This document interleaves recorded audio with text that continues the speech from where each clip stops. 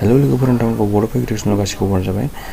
आसा खालामो नोंथांमोना बे भिडिअखौ जोबजासिम नायगोन होननानै भिडिअ जानाया जों भिडिअखौ सुरु खालामनोसै। स' नाम्बार 1 पेकआव जोंहा नोंथांमोना गासिबो वाट्सएप सालायो जानो हागौ। बे वाट्सएपआ जाबाय 90 crore इउजार्सजों बाहायजानाय मोनसे सेकेन्ड मेसेजिं एप, मानेकि नैथि नाम्बार मेसेजिं एप। ओमफ्राय जोंहा नैथि नाम्बार पेकआव दं दायो दिनैनि 25 बोसोर सिगां मानेकि 1993 आव टटेल वेबसाइटआ इन्टारनेटआव 130 वेबसाइट दंमोननो। बेनिफ्राय बे 130 वेबसाइटआव मोनसे गुगोल इमेल खुलिनो थाखाय मा होनोमोन ISP, जायखौ बुङो इन्टारनेट सार्भिस प्रभाइडार, मानेकि जायखिजायानियाव मा होनोमोन बेयाव जइन लाग्रोनांगौ, ISP होनांगौ, मानेकि इन्टारनेट सार्भिस प्रभाइडार, मानेकि बाहायनायनि मोनसे पारमिसन, मानेकि फैसा लाग्रोनांगौ जायो, जेनेबा रिसार्ज होग्रोनांगौ जायो, बेबायदिनो आरो ना। बे जाबाय नैथि नाम्बार पेकआवमोन।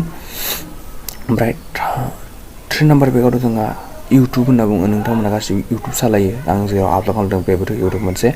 बे इउटुबखौ गुगोल कम्पानिया 18 मान्थ थांनाय लोगो लोगोनो 165 crore होनानै गुगोल कम्पानिया बायदों जाहैबाय।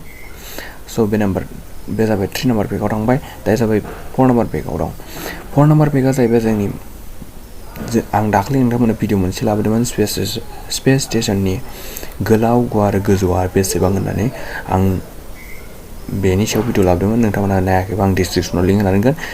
बे स्पेस स्टेशना मानेकि मानेकि जोंनि सेटेलाइटखौ फानग्रा स्पेस स्टेशना जोंनि बुहुमखौबो गिदिंबाय थायो नोंथांमोना, आरो माखासे सेटेलाइटफ्राबो जोंनि बुहुमखौ गिदिङो।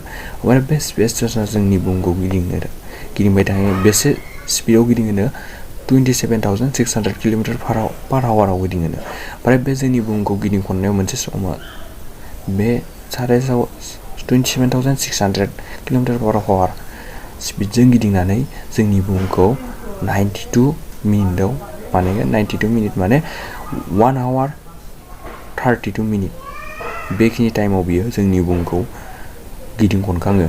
होमबा सानसेयाव 15 बार बियो जोंनि बुहुमखौ गिदिंखनो सानसेयाव। नोंथांमोना गोसोआव लाखि, जोंनि बुहुमखौ गिदिंनो स्पेस स्टेशननो 1 minute 32 सेकेन्ड लायो। 1 hour 32 मिनिट लायो।